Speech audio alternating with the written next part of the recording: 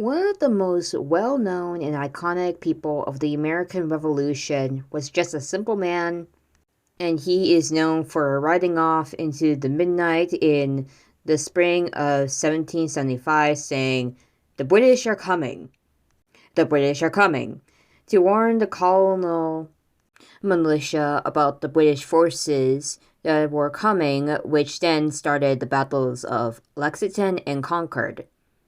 That was Paul Revere, although he didn't actually yell out, "The British are coming," in real life, and he didn't ride alone. Heck, he was not the one that made it to Concord and Lexington to warn them. But this card is about his midnight ride from the Story of America's The Revolution category. You'll quickly learn all about this event in the history of the American Revolution.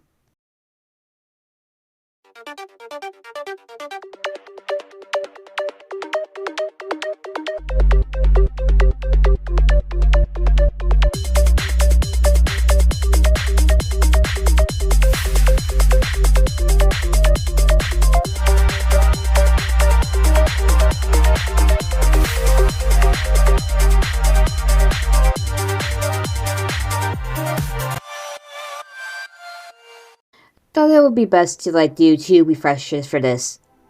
But let's start with Paul Revere.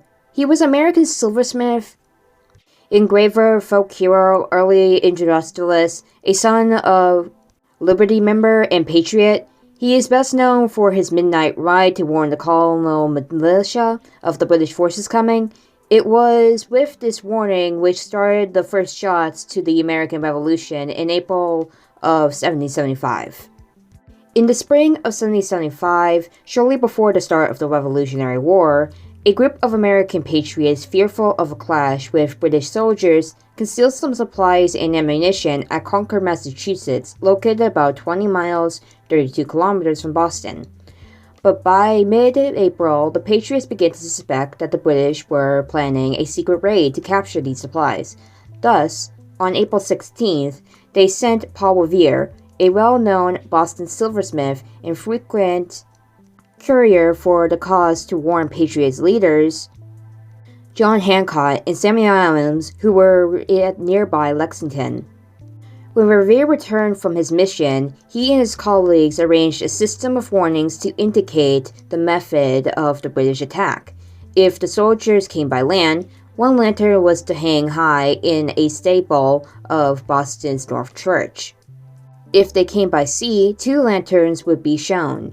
In that way, a signal could be flashed to patriots waiting at Charles River. On the night of April 18th, Revere was summoned by Joseph Warren, a prominent Boston physician, and told that the British were planning to cross Charles by boat that night, and then proceeded to Concord. Warren directed Revere to give the 2 lanterns signal and ride immediately to Lexington to arouse the local Minutemen. William Dawes was dispatched by another route. After alerting a friend who placed the lanterns in the stable, Revere headed to Charles River, where he had hidden a boat. 2 other friends rowed across the river with him, their rows muffled by a woman's petticoat.